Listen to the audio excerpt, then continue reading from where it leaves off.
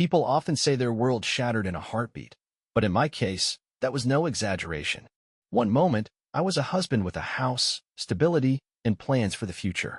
The next, it felt like I was erased from the life I had carefully built. What set everything in motion was a nagging suspicion I couldn't ignore. My wife, Rachel, had been behaving oddly for several weeks. Late-night meetings that didn't quite add up, hushed conversations behind closed doors, and an increasingly busy social calendar that never included me. But the clearest sign something was wrong?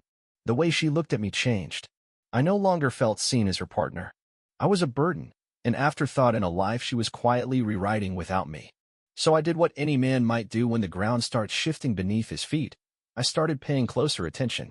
I combed through our shared bank account and noticed a string of small but regular withdrawals. Not large enough to raise flags, but consistent enough to mean something. One evening, I tracked her phone after she claimed to be out with friends. Instead, she was parked at a sleek apartment building on the far side of town.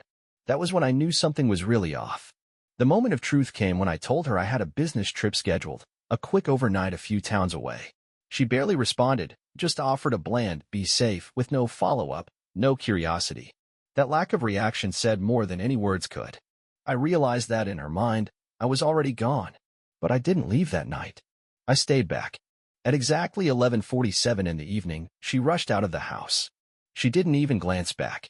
My pulse thundered in my ears as I followed her from a safe distance. She drove straight to the same upscale apartment building and vanished inside. I waited outside for over an hour, heart pounding and mind racing. Eventually, she emerged, wearing a man's hoodie, her hair disheveled, lips marked by something I didn't dare dwell on. I didn't need more proof. The message was loud and clear. I was nothing more than a convenient option while she built a separate life behind closed doors. That night, I didn't sleep. I formed a plan instead. When Rachel came back the next morning, she stepped into a different reality. Our home? Completely empty. The joint accounts? Cleared.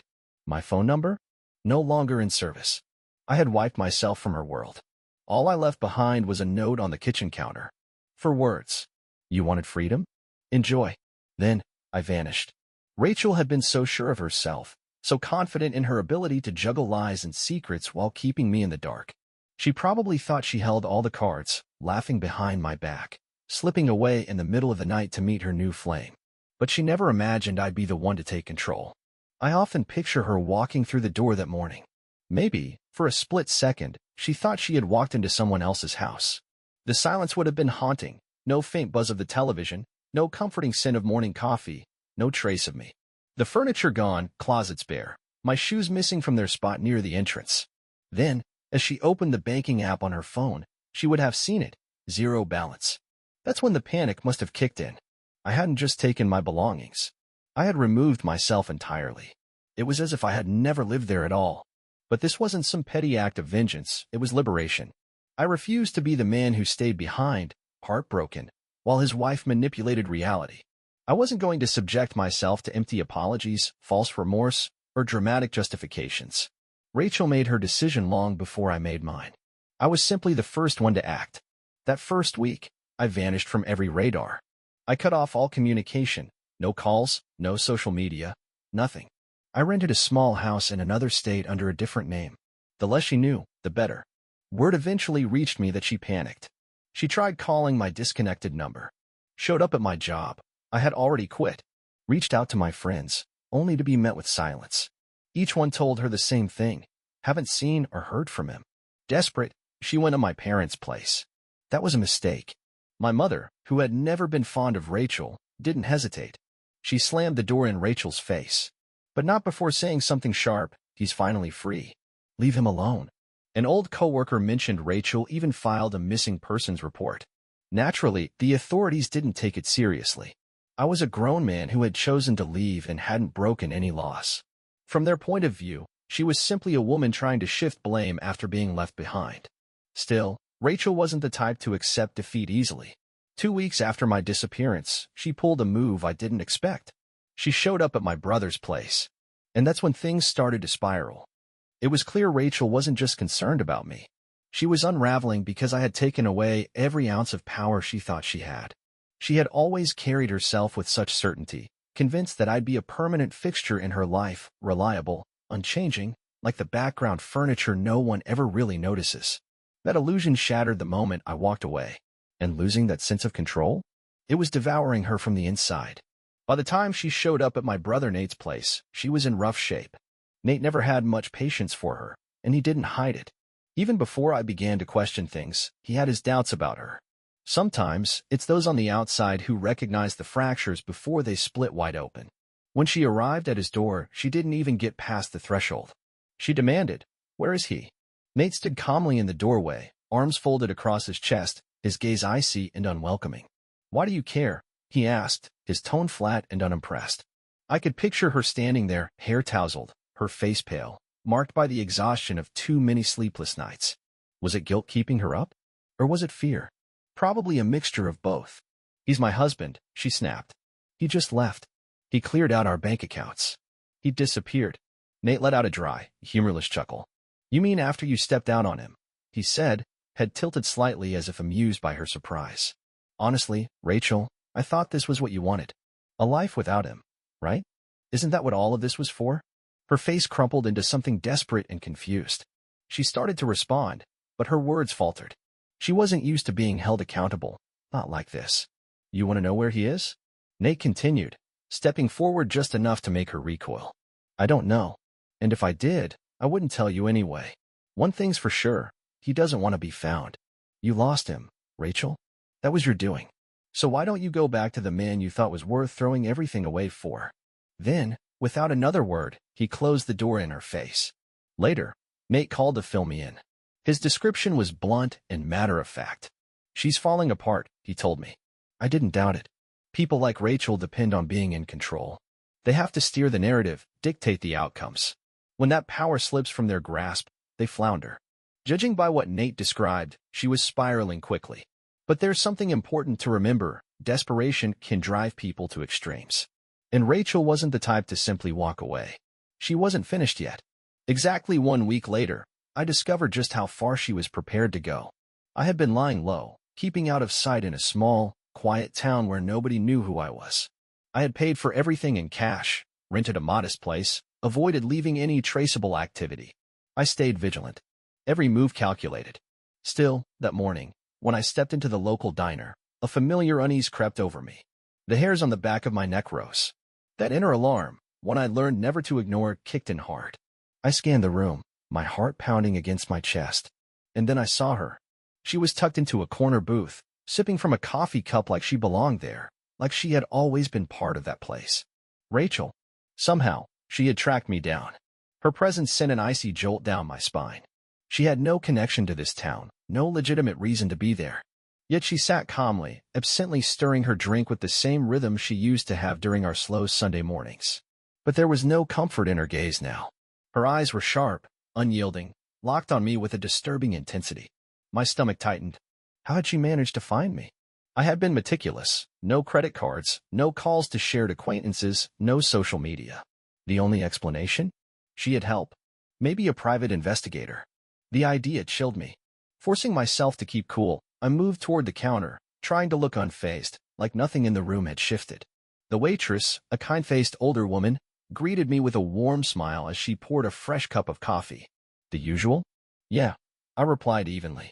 "Thanks." Rachel remained still, her gaze unbroken. She didn't approach. She was waiting, watching every move. I considered walking out right then, starting over somewhere else, disappearing again. But something inside me refused to keep running. I hadn't done anything wrong. Why should I act like I had? So I turned and headed straight for her table. Without a word, I slid into the seat across from her. "How did you find me?" I asked, keeping my voice calm. She gave me a slow, cold smile. It wasn't affectionate, it was triumphant, the kind of grin someone wears when they think the game is already theirs. "You always underestimate me," she said, lifting her cup for another sip. "Did you really think you could just vanish?" My fists clenched beneath the table. "I didn't think." "I did." Her eyes narrowed. "You drained our accounts," she accused, her voice dropping low. "Do you have any idea how humiliating that was? I tried to buy groceries, and my card was declined. I had to call my mom and beg her for help, like I was some helpless kid." I shrugged. "That's not my concern."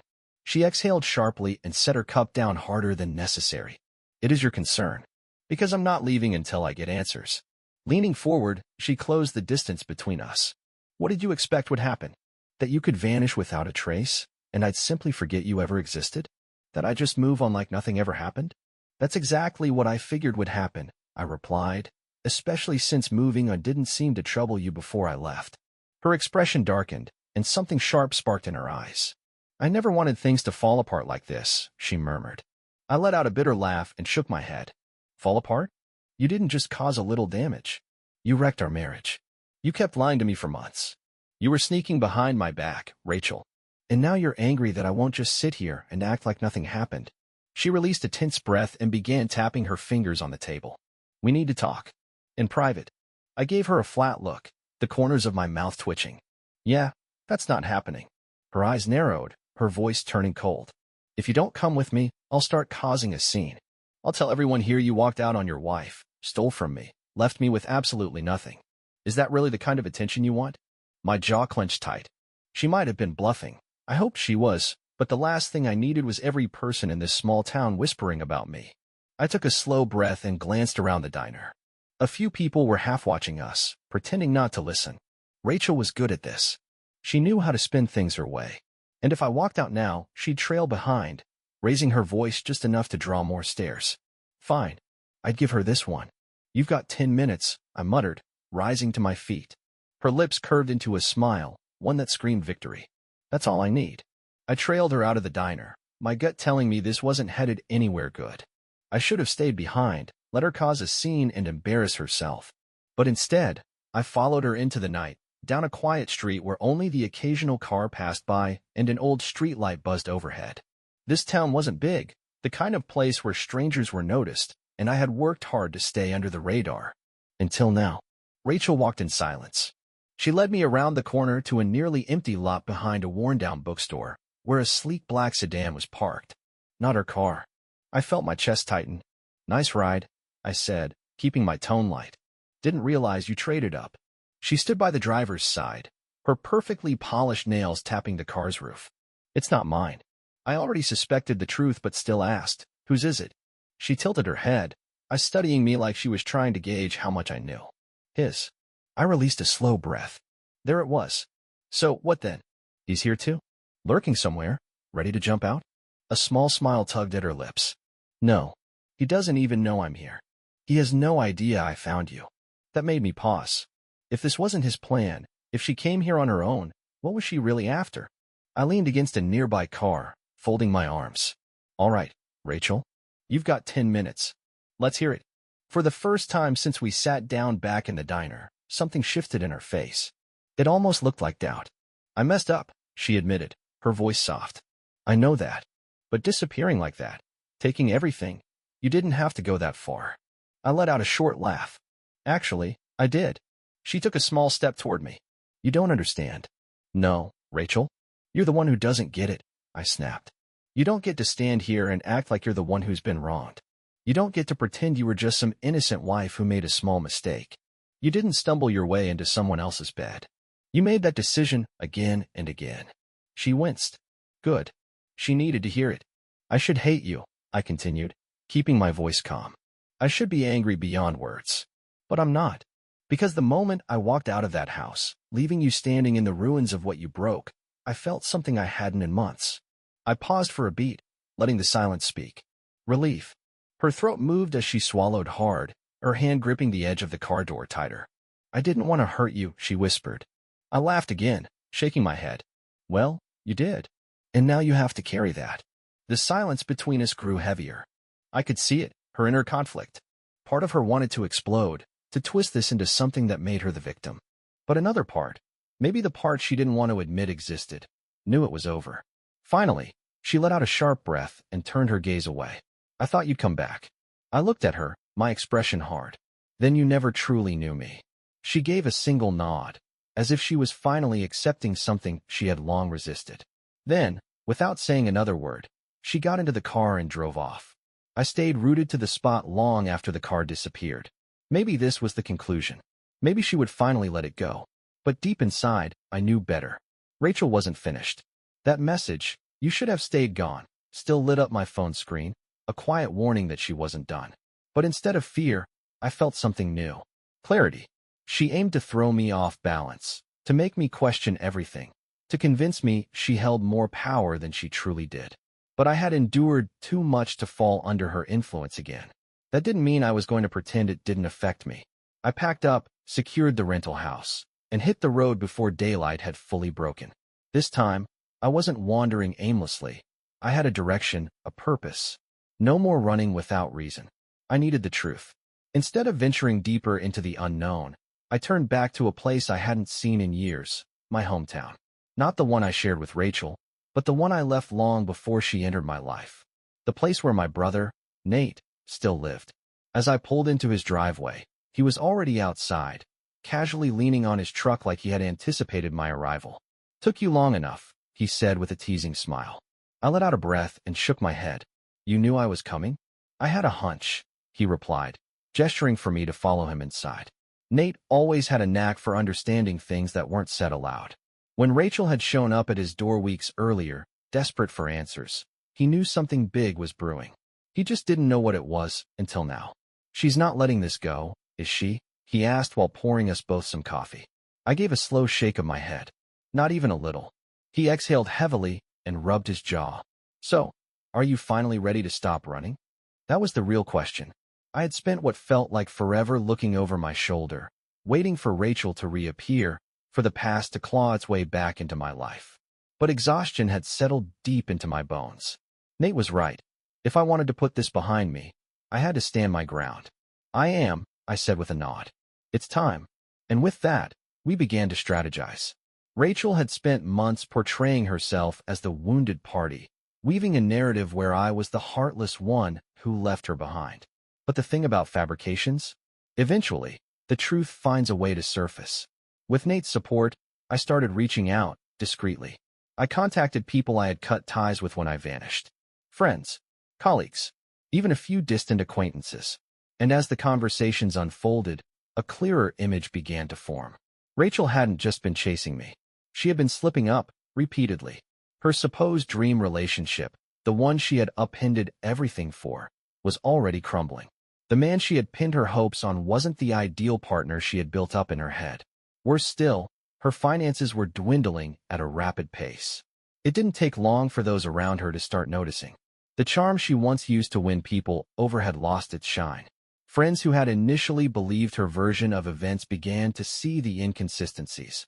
When she finally reached out again, it came in the form of a carefully worded message full of regret and admissions of poor choices. But I knew better. She wasn't reaching out of remorse. She was reaching out because her options were disappearing. I sent one simple reply. "I hope you find peace. Please don't reach out again." There was no bitterness, no anger, just honesty. And for the first time since I walked away, I felt unburdened. The months that followed brought a quiet, much-needed stability. I moved into a new home, one where I no longer felt the need to stay hidden. I reconnected with people I thought I had lost for good. A new job brought structure. New habits gave me peace. Most importantly, I stopped waiting for the past to catch up with me. Rachel made a few more attempts to reach me. At first, they were long and apologetic. Then came rationalizations. Eventually, there was nothing. Silence. It was over. One evening, Nate and I were sitting on his back porch, the sky turning gold as the sun dipped behind the trees. He took a slow sip of his drink and looked over at me. "So," he asked, "what comes next?" I paused, considering the question. For the first time in ages, I answered truthfully, "I'm not sure, and I think I'm okay with that." He gave a nod of approval. "That's good. You've earned that peace." And for the first time since the chaos began, I genuinely believed it.